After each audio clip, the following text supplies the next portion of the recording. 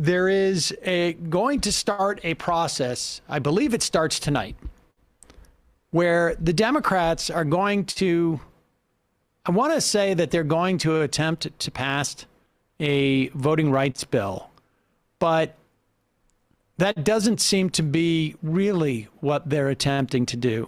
They're attempting to look busy while their boss is in the office, aka while people might be paying attention. I mean, there is activists in particular, and then maybe other sort of cohorts of people want the Democrats to fight as much as they can for this voting rights bill. Even someone like Nick Saban came out, Alabama head coach yesterday, West Virginia native, signed an open letter pressuring Manchin to do this. Like, this is apparently there was an asterisk next to it where at the bottom he said, but don't get rid of the filibuster or something to that effect.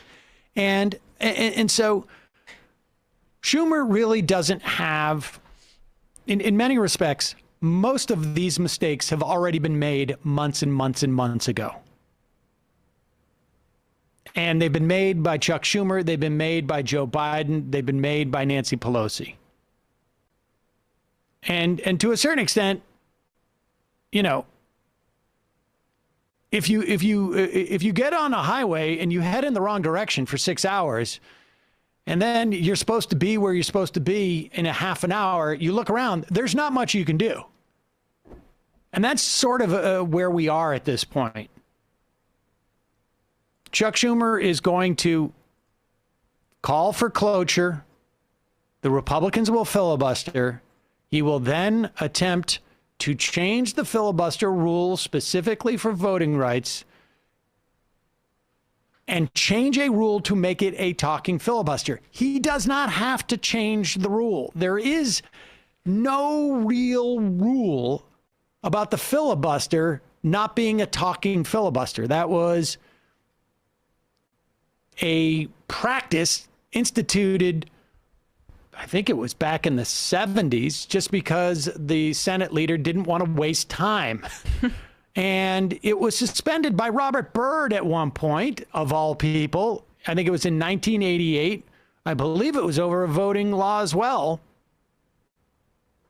Even then, though, the Republicans prevailed. But Schumer could do it unilaterally. He's going to make Joe Manchin and Kyrsten Sinema take the vote. That's going to make them look bad, but they already look bad. And so this whole endeavor is ostensibly to get people riled up and mad at these two and not hold it against the Democratic Party establishment and the whole party. And now, if this sounds ridiculous to you, I have two responses. One is, look, this is the best they can do.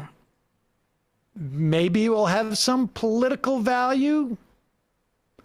If you're listening to me going like, how can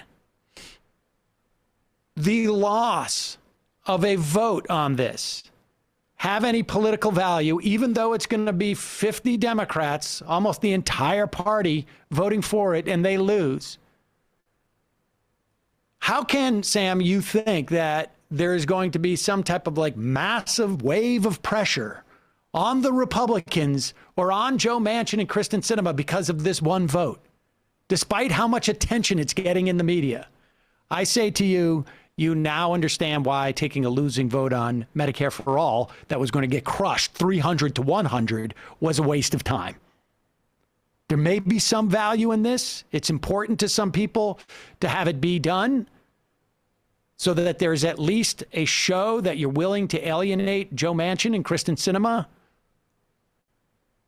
But I find it very hard to believe that there's going to be any type of electoral value in this or any type of a larger shift. Well, I agree with you. And it also speaks to how the Democrats constantly think that they, at the expense of doing anything or changing the rules or taking any political risk, can create out of nothing political value in shaming the Republicans, being like, see, we were defeated on this, but look at how mean they are by voting against this clear and obvious moral provision. the appearance of shaming or morally posturing does not have political value. Wins have political value, and there seems to be an unwillingness to actually grapple with that reality. And again, these mistakes were made months and months and months ago. You strike while the iron is hot. And incidentally, I didn't invent that idiom. No.